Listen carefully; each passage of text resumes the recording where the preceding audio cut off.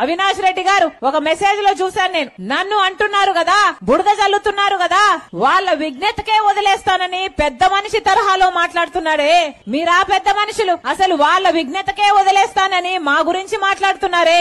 ఎందుకు మాట్లాడుతున్నారు అవినాష్ రెడ్డి గారు అని అడుగుతున్నాం. దొంగలు ఎవరు అంటే మీరెందుకు భుజాలు తడుముకుంటున్నారు సార్ అని అడుగుతున్నాం.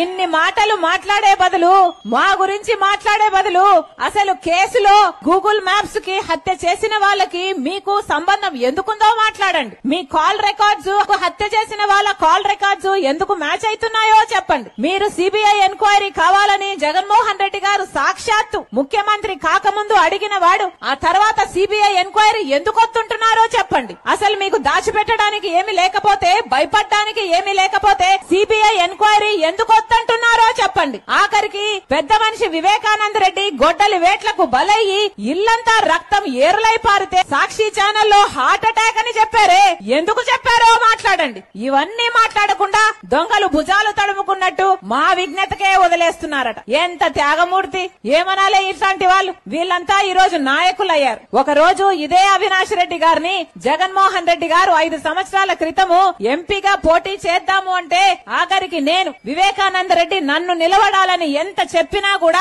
ఏం పర్వాలేదు, అవినాష్ రెడ్డి చిన్నవాడు మంచివాడు అనుకుని నాకేం అభ్యంతరం లేదు, అవినాష్ రెడ్డి గారిని నిలబెట్టండి అని ఆ రోజు చెప్పిన దాన్ని నేను. ఆ రోజు ఈ సీటే గనక నాకు కావాలి అని నేను మొండు పట్టుంటే ఆఖరికి ఆ సీటు నాదే కైవసం చేసుకునేదాన్ని. కానీ 3000 కిలోమీటర్లకు పైగా పాదయాత్ర చేసిన దాన్ని నేను జగన్మోహన్ రెడ్డి గారి కోసం. ఒక్క రోజు కూడా ఈ పదవి నాకు కావాలి అని గాని, ఈ పోస్టు నాకు కావాలి అని గాని ఒక్కసారి కూడా నోరు తెరిచి అడిగింది కాదు రాజశేఖర రెడ్డి బిడ్డ. ఈ రోజు ఎన్ని మాటలు అంటున్నారు. సోషల్ మీడియాని మీరు వేదిక చేసుకుని ఎంతగా అవమానిస్తున్నారు. ఆడబిడ్డలు అన్న కనికరం లేకుండా ఒకవైపు సునీతమ్మని, ఒకవైపు నన్ని తిట్టరాని తిట్లు, అనరాని మాటలు, ఎన్ని రకాలుగా వీలైతే అన్ని రకాలుగా అవమానిస్తారు. ఆఖరికి నేను వైఎస్ షర్మిలా రెడ్డినే కాదంట, ఆఖరికి అసలు నేను రాజశేఖర రెడ్డి గారికి ఏ పుట్టలేదట, ఆఖరికి విజయమ్మను కూడా అవమానిస్తున్నారే. ఇంగితం ఉండే మాట్లాడుతున్నారా? అధికారం అంటే అంత మదమెక్కిందా, అంత పొగరెక్కిందా, అంత అహంకారమా మీకు? ఏం మాట్లాడుతున్నారు?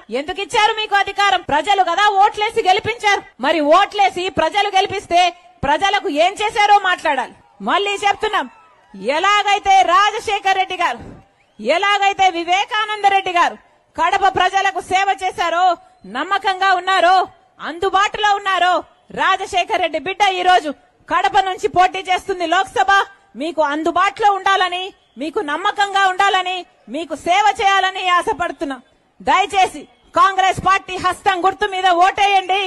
రాజశేఖర రెడ్డి బిడ్డను గొప్ప మెజారిటీతో గెలిపించాలని ప్రార్థిస్తున్నాం.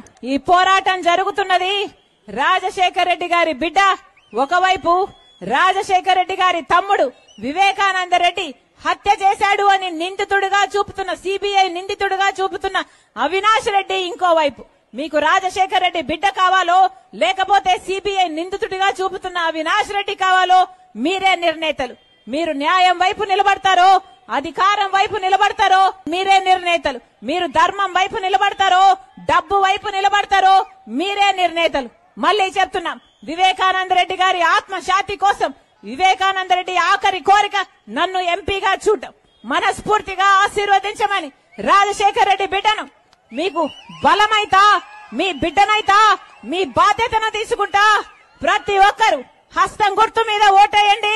రాజశేఖర రెడ్డి బిడ్డ మీ అందుబాటులో ఉంటుంది, మీ బిడ్డ అవుతుంది అని మరొకసారి చేరి వచ్చిన ప్రతి అక్కకు, ప్రతి చెల్లికి, ప్రతి అన్నకు, ప్రతి తమ్ముడికి శిరస్సు వంచి చేతులు జోడించి మనస్ఫూర్తిగా ప్రార్థించుకుంటున్నాం.